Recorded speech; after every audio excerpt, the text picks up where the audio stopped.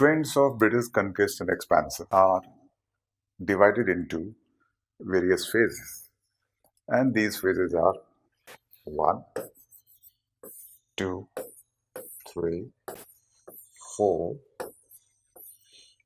and 5. So the trends are characterized by the 5 phases. And one remarkable thing about this trend is that it was not uniform. This means the elements of uniformity were absent here. The trend kept on changing. The trend kept on acquiring new character from time to time.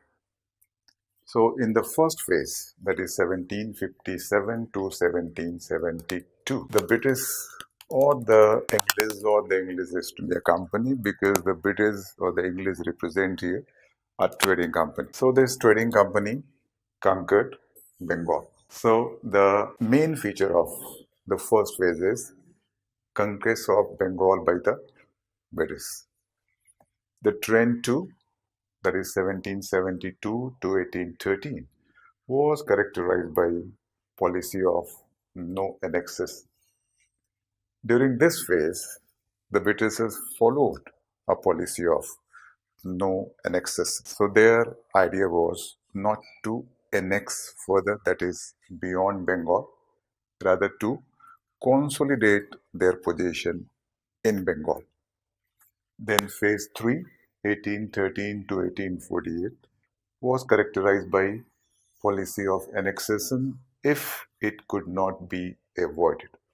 So this shows a shift from the previous trend, because the previous trend was policy of no annexation.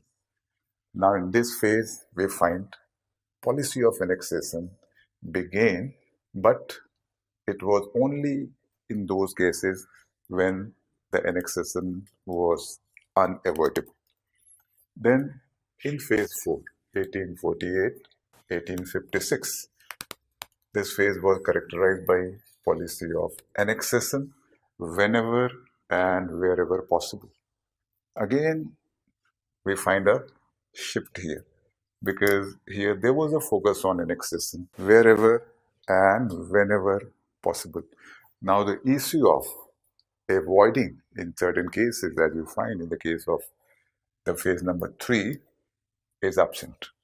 And in the last phase, 1858, 1885, the trend was characterized by policy of no annexes. So in this way, you find a shifting trend after they conquered Bengal.